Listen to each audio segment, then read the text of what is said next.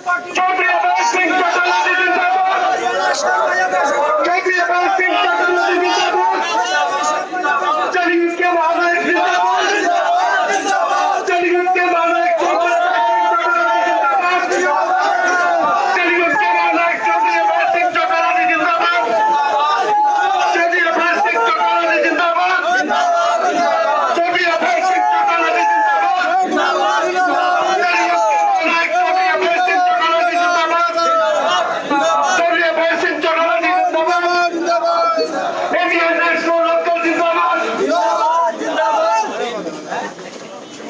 कामल बना करो कामल बना सभी ग्रामवासियों से हाथ जोड़कर प्रणाम किया है। जहाँ तक मेरी आवाज सुनते हो, आज जुबान में पहुंच चुके हैं। यहाँ पर आकर उनके विचार सुने।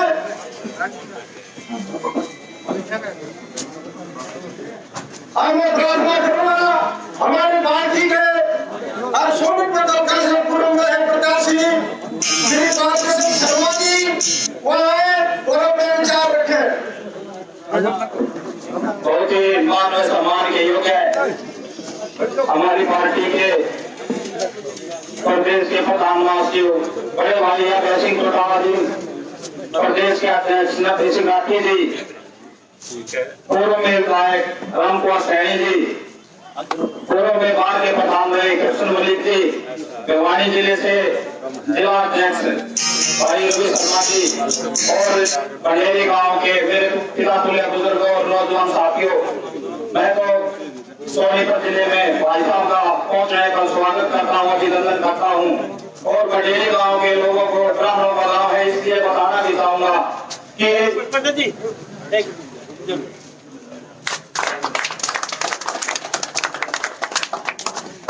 पंडित राम जी ने भाई साहब का माला पहरा के स्वागत करा, इनको धन्यवाद करते हैं हम। मैं बंडेरी गांव के वासियों को बताना चाहूंगा कि हमारे समाज को चौधरी ओम प्रकाश चौटाला ने 2000 की जब सरकार बनी तो हरियाणा सबसे कम उम्र का सूर्यकांत शर्मा को लगाया था, तो भिवानी से वासुदेव शर्मा को प्लानिंग कमीशन का वाइस चेयरमैन लगाया। हमारे समाज को समय समय पर चौटाला साहब द्वारा बहुत अच्छा सम्मान दिया गया है। मैं तो यही कहूंगा आने वाले समय में इंडियन नेशनल लोकल का समर्थन करके ये बंडेरी गांव के वासी कम से कम अपने ब्राह्मणों को जो सम्मान दिया गया है उसका कर्ज चुकाने का समय आया है इस उपचुनाव में। तो मेरी सभी से निवेदन है कि इंडियन नेशनल लोकल को आने वाले समय में वोट देकर सफल बनाए और भाई अभय सिंह के हाथ मजबूत करें। धन्यवाद।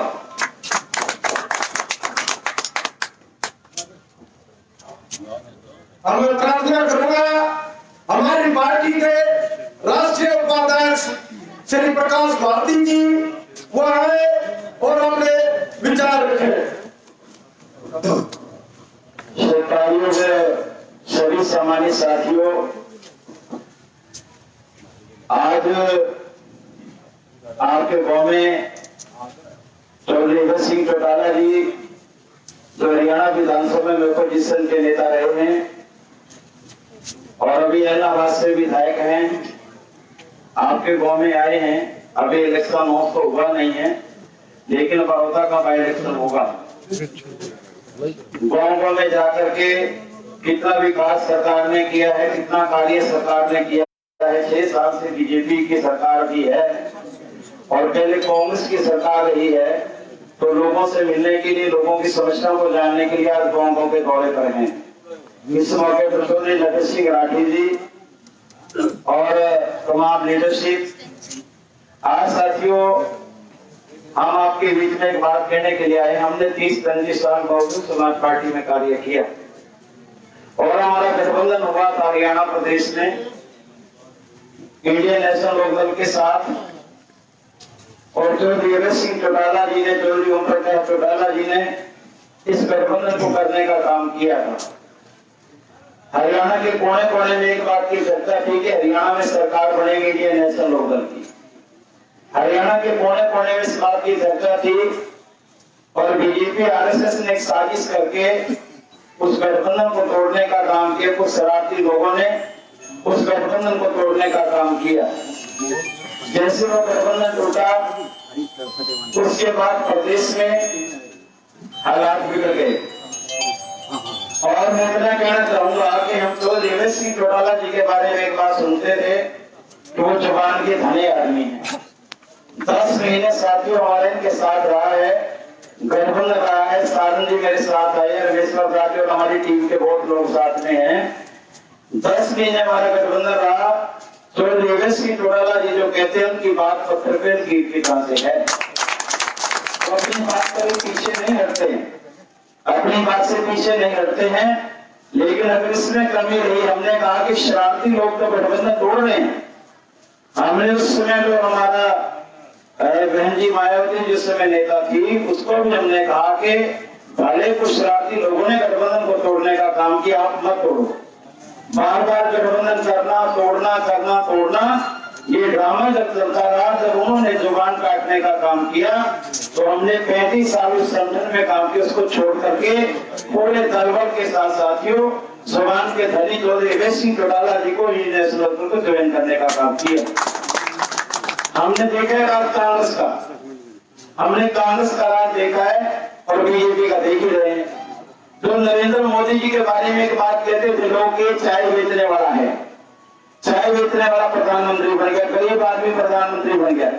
हमने चाय बेचते तो नहीं देखा है, लेकिन आज रेल के स्टेशन बेच दिए हैं, रेलगाड़ियां बेच दी हैं, हवाई अड्डे बेच दिए हैं, तेल की कंपनियां बेच दी हैं, सारे देश को बेचने में लगे हैं। और काले धन का भ्रष्टाचार का बहुत बड़ा प्रचार देश में किया। कहा है बाबा रामदेव, मीडिया के बंधु यहाँ है, कहा है आगे ना आ जा रहे, पूरे देश में शोर में जाते थे भ्रष्टाचार खत्म करेंगे, काला धन लेकर आएंगे, क्या हुआ सारी चीजों का। आज कोई पूछने वाला नहीं है। सुबह से लेकर के देश के प्रधानमंत्री को शपथ नहीं देता, लेकिन सुबह से शाम तक झूठ बोलते, इसके अलावा कुछ नहीं है। और हरियाणा में जो खट्टर जी बने हैं मुख्यमंत्री, इनके पास कोई किसी प्रकार का तजर्बा नहीं है। ये लोग एक ही प्रकार का तजर्बा इनको सिखाया गया, कैसे धर्म के नाम पे लोगों को लड़ाना है, कैसे धर्म के नाम पे लोगों को बांटना है, कैसे भाईचारा खराब करना है, कैसे नफरत पैदा करनी है, किस तरीके से हमने लोगों को आपस में बांटना है। लेकिन हम एक बात कहने के लिए आए हैं हरियाणा के साथियों, हरियाणा के लोगों से, आप लोगों से एक बात कहने के लिए आए हैं, ये भाईचारा हमारा टूटना नहीं चाहिए, ये भाईचारा टूटना नहीं चाहिए। तोड़ने की कोशिश करते हैं पर ये टूटना नहीं चाहिए। इसलिए इस मौके पर मेरा यही कहना है, आने वाले समय में कांग्रेस का राज आपने देखा है और बीजेपी का राज आप देख रहे हैं। आज सरकार लूट मचाने में लगी है, कोई काम नहीं है। आज केवल लूट मचाई कर रहे हैं, कोरोना के नाम पे लूट रहे हैं। कोरोना महामारी का कार्यकाल चला तो साथियों खट्टर साहब के अंदर छुपे रहे थे घर में और हुड्डा साहब भी। हमें तो अगर किसान मजदूर व्यापारी कर्मचारी के लिए कोई नेता लड़का नजर आया तो देवेश सिंह चौटाला जी साथियों मंगाने से नजर आए। और उतना ही नहीं, सरकार राशन देने से भी भाग रही थी, सरकार दवाई देने से उनके पास नहीं था, मास्क नहीं थे। तब तो देवेश सिंह चौटाला जी ने कहा कि किसी गरीब के घर में राशन नहीं है, मेरे दरवाजे 24 घंटे उसके लिए खुले हैं। कुछ बच्चे हमारे विदेश में फंस गए, उनके माँ बाप परेशान। जब वो बार भाई साहब के नोटिस लगाए, उनको विदेश से बच्चों को अपने देश में मंगाने का कार्य किया, उनको यहाँ लाने का कार्य किया गया। तो आज साथियों मैं एक बात कह रहा हूँ, जिस मोदी जी के बारे में प्रचार किया जाता है, आज कल के बीजेपी के लोग कहते मोदी जी का कोई मुकाबला नहीं है। चौधरी देवीलाल जी ने इस देश में इतना बड़ा आंदोलन खड़ा किया था, इंदिरा गांधी को भी गति से उतारने का काम कर दिया था, जो बहुत बड़ी नेता देश में रही है। और आने वाले समय में चौटाला साहब एक मजबूत नेता है, देवेश सिंह चौटाला जी मजबूत नेता है। आने वाले समय में भी मोदी जी के सामने इतने बड़ा विकल्प पैदा करेंगे कि साथियों झूठ की दुकानी की बंद हो जाएगी और आने वाले समय में देश में बहुत बड़ा बदलाव आएगा। हम सारे लोग लगेंगे। और इतना ही नहीं, नरेंद्र मोदी जी तो देवेश सिंह चौटाला जी को हराने के लिए इलाहाबाद में पहुंचते हैं, लेकिन साथियों मैं तो वहां की जनता को बधाई देता हूँ इलाहाबाद की। देवेश सिंह चौटाला जी के प्रति का प्यार, सम्मान, सत्कार उन लोगों ने नरेंद्र मोदी जी के परवाह न करते हुए हमारे भाई तो देवेश सिंह चौटाला जी को जिताने का काम किया। नरेंद्र मोदी जी जिताने के लिए आए। तो मैं ये कह रहा हूँ, चौटाला साहब का राज आपने देखा है। मैं गाँव में जा रहा हूँ, हम कई गाँव में गए, आज मनरेगा में गरीब मजदूर काम करता है, पैसे नहीं मिलते। जिनके बीपीएल के कार्ड बनाए गए उनके नए बनाना तो अलग बात है, जो बने बनाए गए वो भी खत्म कर दिए गए। आज सारे सरकारी डिपार्टमेंटों को बेचा जा रहा है, देश को सारे को बेचने का ये बीजेपी के लोग सौदा कर रहे हैं। तो बीजेपी कांग्रेस को भगाओ, आने वाले समय में इंडियन नेशनल लोकदल पार्टी का यहाँ से विधायक जिताने का आप लोग काम करेंगे। जिसमें बयान थोड़ा बटन दबा करके इंडियन नेशनल लोकदल के प्रत्याशी को जिताओ, और जैसे साथियों का मैंने आप यहाँ से जिताने का काम करेंगे। एक और एक दो भी होते हैं, लेकिन राजनीति में एक और 11 भी हो जाते हैं। आप विधायक जिताने का काम करो। चौधरी चौटाला जी सरकार को चलता कर देंगे। ये सरकार बहुमत की सरकार नहीं है, बैसाखी वाली सरकार है। बैसाखी वाला व्यक्ति चल तो सकते हैं लेकिन भाग नहीं सकता। बैसाखी लेकर के आदमी चल सकता, भाग नहीं सकता। आप विधायक जिताने का काम करो, सरकार को तोड़ने का काम चौधरी चौटाला जी कर देंगे। प्रदेश में मध्य चुनाव होंगे, नेशनल लोकदल पार्टी की सरकार बने, किसान मजदूर और भारी कर्मचारी का भला हो सके, यही बात कहने के लिए आपके बीच में आपका धन्यवाद। जय भीम, जय चौधरी देवीलाल। बहुत बहुत धन्यवाद भारती जी। ये चौधरी देवीलाल के परिवार से होते हैं। अरे तो ऐसा परिवार है, सन 87 में पंडित भगवताल जी चौधरी देवीलाल के साथ संघर्ष किया था, और उन्होंने जब टिकट बैठी 9 ब्राह्मणों को टिकट दिलाई थी, लेकिन किसी कारण पंडित भगवताल जी छोड़ गए थे। वो 9 एमएलए जितवाए थे, उनमें से 4 कैबिनेट मंत्री बनवाए थे चौधरी देवीलाल ने। भगवताल शर्मा का लड़का राजेश बगैर एमएलए कैबिनेट का मंत्री का दर्जा देकर वो बनाए थे। ये क्षेत्रीय दल के आदमी है, अगर आप इनका साथ देंगे आपकी कान मदद देंगे। हमें प्रार्थना करूंगा विकास से गाँव में 4 गाँवों की यहाँ समस्या है, वह भाई साहब को उसको बैठ कर गाँव की ये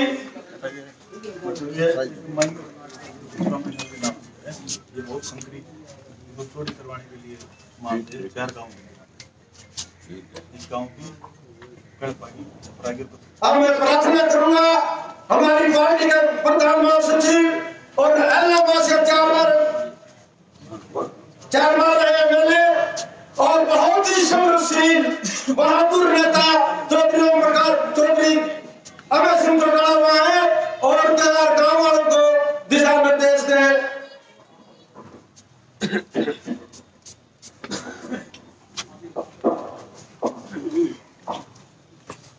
जगताऊ देवीलाल अमर रहे। रामपुर चौधरी ओम प्रकाश चौटाला जिंदाबाद जिंदाबाद जिंदाबाद। इंडियन नेशनल लोकदल पार्टी जिंदाबाद जिंदाबाद जिंदाबाद। किसान मजदूर के मशिया भाई अभय सिंह चौटाला जिंदाबाद जिंदाबाद जिंदाबाद। हरियाणा शहर भाई अभय सिंह चौटाला जिंदाबाद जिंदाबाद जिंदाबाद।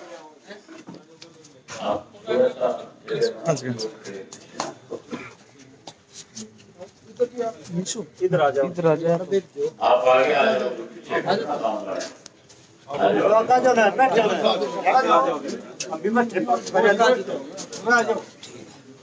आगे आ जाओ जी, सम्मान की हो। साइड में चले जाओ आप, साइड में इंडियन नेशनल लोकदल पार्टी के राष्ट्रीय उपाध्यक्ष श्री प्रकाश भारती जी, पार्टी के प्रदेश के अध्यक्ष चौधरी नफे सिंह राठी जी, पार्टी की पार्लियामेंट्री बोर्ड के मेंबर पूर्व के प्रदेश के अध्यक्ष श्री नरेश सारण जी, इंडियन नेशनल लोकदल पार्टी के प्रदेश के महासचिव पूर्व मेरे विधायक डॉक्टर राम कुमार सैनी जी, हल्का के अध्यक्ष भाई जोगिंदर मलिक जी, मंच का संचालन कर रहे श्री कृष्ण मलिक जी, बहुत ही मान और सम्मान के योग गांव के पार्टी के बहुत प्रिय पंडित दयाराम जी, पंडित संजय जी, पंडित सुखबीर जी, पंडित महावीर जी, श्री राजकुमार जी, गांव के मेरे आदरणीय बुजुर्गों, नौजवान साथियों, पत्रकार छायाकार दोस्तों, मेरे से पहले जितने भी साथी आपके बीच में आज मिले, आपसे बात करी, उन सब ने बड़ी खुलकर की इस बात पे चर्चा करी कि मौजूदा जो सरकार है, इस मौजूदा 9 महीने की सरकार ने आम लोगों को मूलभूत सुख सुविधाएं प्रदान करनी चाहिए। वही लोगों के सामने सुविधाएं देने की बजाय परेशानियां खड़ी करने का काम किया। इस 9 महीने में 9 ऐसे बड़े घोटाले हुए, अगर मैं उनकी एक एक करके चर्चा करूंगा तो बहुत लंबा समय लग जाएगा। जैसे सरकार बड़ी थी, लोगों की तो मंशा ये थी कि बीजेपी सत्ता से बाहर हो जाए। प्रदेश के मतदाताओं ने तो अपना वोट बीजेपी के खिलाफ डाल करके बीजेपी को सत्ता से पार किया। लेकिन कुछ स्वार्थी लोग थे जो बात तो चौधरी देवलाल की नीतियों की करते थे, जो कहते तो ये थे कि जो हत्यारी सरकार है, जो जिसने प्रदेश को बांटने की कोशिश करी है, जिसने हमारा भाईचारा खराब करने का काम किया है, उन्होंने ये कहा था कि अगर हम सत्ता में आ गए तो इन लोगों को जेल की सलाखों के पीछे भेजेंगे। जो भाजपा के बारे में रोज ये कहते थे कि हम किसी के साथ भी जाकर के खड़े हो सकते हैं, लेकिन भाजपा की सरकार किसी कीमत में प्रदेश में नहीं करने। उन्हीं लोगों ने अपने स्वार्थ के लिए चौधरी देवलाल की नीतियों को तो बीजेपी काम किया और वही अपना स्वार्थ पूरा करने के लिए सरकार में शामिल हो। और सरकार में शामिल कोई इसलिए नहीं हुए कि हम लोगों से किए हुए वायदों को पूरा करें, ना इसलिए शामिल हुए कि हम लोगों की भलाई के काम करें। केवल इसलिए शामिल हो गए कि हमने इस प्रदेश के अंदर किसी ना किसी तरीके से कब्जे और घोटाले करके अपनी जेब भर ली। आज साथियों 9 ऐसे घोटाले हुए हैं। सबसे पहले तो धान का घोटाला हुआ। तो धान के घोटाले में जब किसान अपनी फसल मंडी में लेके गया था, उम्मीद तो ये करता था कि मुझे अच्छा भाव मिले, लेकिन उसको अच्छा भाव देने की बजाय सरकार ने नमी के नाम पे 250 से 300 रुपए क्विंटल के कम दिया। कम मिले थे, नहीं मिले थे धान में, धान के पैसे पूरे मिले थे, कम मिले थे, कम मिले थे। उसके बाद गेहूं का घोटाला हुआ, लॉकडाउन लगा हुआ था, लोगों में भय पैदा कर रखा था कि महामारी पता नहीं कितना बड़ा रूप धारण करेगी, कितने लोगों की जान लेगी। हर आदमी डरा हुआ था, अपने अपने घर में बैठा था। सारे गांव के लोग जो थे उन्होंने चीखी पैरा लगा करके अपने गांव को कैसे बचाया जा सके उसके लिए लड़ाई लड़ रहे थे। और इन लोगों ने जब किसान की फसल पकड़ के तैयार हुई और वो जब मंडी में बेचने के लिए लेके जा रहा था, तो उसके सामने कठिनाई खड़ी कर दी। किसी को का 20 क्विंटल लेगा, किसी को का 15 क्विंटल लेगा, किसी को का 25 क्विंटल लेगा। अगर किसी के 100 क्विंटल थी तो उसको मंडी के 5 बार चक्कर काट करके अपनी फसल बेचनी पड़ी। और उसके बाद भी उसको उसकी फसल की जो पेमेंट थी, जो पैसा उसको मिलना था, वो भी समय पे नहीं दिया गया। उसमें भी 1.5 महीना लगाया। 1.5 महीने तक बैंकों के चक्कर काटे, तब जाकर के कहीं उसको अपना गेहूं का पैसा मिला। उसमें भी 4.25 रुपए क्विंटल के हिसाब से क्लस्टर के नाम के भी किसान से काट लिए गए। ये पहली दफा हुआ है कि क्लस्टर के नाम के ऊपर भी किसान से पैसा लिया गया। 1-1 रुपया पर बैग के हिसाब से किसान से कोविड के नाम का भी ले लिया, बीमारी के नाम का भी ले लिया। पूरा पैसा देने के बजाय 17,000 करोड़ रुपया जो आपकी गेहूं की फसल की खरीद के लिए केंद्र की सरकार ने हरियाणा प्रदेश की सरकार को दिया, तो 17,000 करोड़ को बैंक में जमा करा करके 1.5 महीने बैंक में रख के 800 करोड़ रुपया जो है वो ब्याज का खा रहे। अधिकारी और सत्ता में बैठे लोग जो मंत्री हैं उन्होंने मिल करके 800 करोड़ रुपया खाने का काम किया। फिर शराब का घोटाला हुआ, फिर उसके बाद में आपके चावल का घोटाला हुआ, चावल के बाद जो प्राइवेट स्कूल है इनसे लाख लाख रुपया इस कोविड बीमारी के नाम पे, इस कोरोना के नाम पे ले लिया गया। फिर उसके बाद रजिस्ट्री का घोटाला हुआ और साथियों इस किस्म का प्रमाण लेकर के आ रहे हैं जिससे आने वाले समय में किसान जो है ये मान के चलो अपनी जमीन बेचने पे मजबूर हो जाएगा। अब जो 3 नए अध्यादेश आ रहे हैं उनमें साफ लिखा है, अगर वो लागू हो गए देश में तो उसमें साफ लिखा हुआ है कि किसान अपनी फसल जो है मंडी में भी बेच सकते। मंडियां तो बंद हो जाएंगी, खत्म हो जाएंगी। फिर तो आपको एक एग्रीमेंट बना करके बड़ी कंपनी के साथ अपनी खेती करनी पड़ेगी और वो अपनी मनमर्जी से तुम्हारी फसल के रेट लाएंगे, वो मनमर्जी से तुम्हारी फसल को लेंगे नहीं लेंगे। उस एग्रीमेंट में ये लिखा होगा अगर किसी एक किसान के पास 5 एकड़ जमीन है और वो ये कहेगा कि मैं 100 क्विंटल गेहूं जो है कंपनी को दे दूंगा, और वो कंपनी वाले जो है जब पकने में तैयार हो जाएगी फसल, जब आप उसको फोन करोगे कि मेरी फसल पक्की, मैं फसल निकाल ली मैंने, आप इसको आकर के लेकर के जाओ, तो उसने आपकी फसल में हाथ डालना है और हाथ डाल करके कहना है कि गेहूं का पकाव अच्छा नहीं है। और फिर ये भी कहेंगे कि जो हमने दाने का साइज इसमें लिखा है वो दाने का साइज नहीं, अंडर साइज है, इसलिए आपकी गेहूं को वो खरीदेंगे, गेहूं आपके घर पे छोड़ देंगे। किसान के पास इतनी जगह नहीं है कि वो 100 क्विंटल गेहूं अपने घर में नहीं रख सकते। और उसके बाद 10-15 दिन में फिर उन्हीं के लोग आप पे आएंगे और वो कहेंगे कि तेरी गेहूं हम जो है 500-700 रुपए सस्ते में कहीं बिकवा देंगे, तुम उसे बेचना चाहते हैं। लेकिन किसान के सामने मजबूरी होगी, गेहूं रखने की जगह नहीं होगी, तो इसलिए उसको बेचनी पड़ेगी। आपकी गेहूं के दाम पूरे नहीं मिलेंगे, गेहूं के नहीं, ना धान के, ना गेहूं के, ना बाजरे के, ना सरसों के, हर फसल में इस किस्म की लूट आने वाले समय में सरकार करने जा रही है।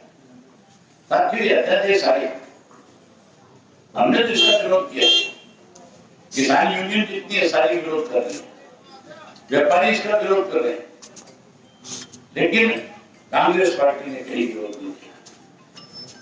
कांग्रेस का 10 स्टेटों में राज है, 10 जगह इनके मुख्यमंत्री, एक जगह भी उन्होंने एक प्रस्ताव अपनी असेंबली से, अपनी विधानसभा से केंद्र की सरकार को दिया ये किसान को मारने वाला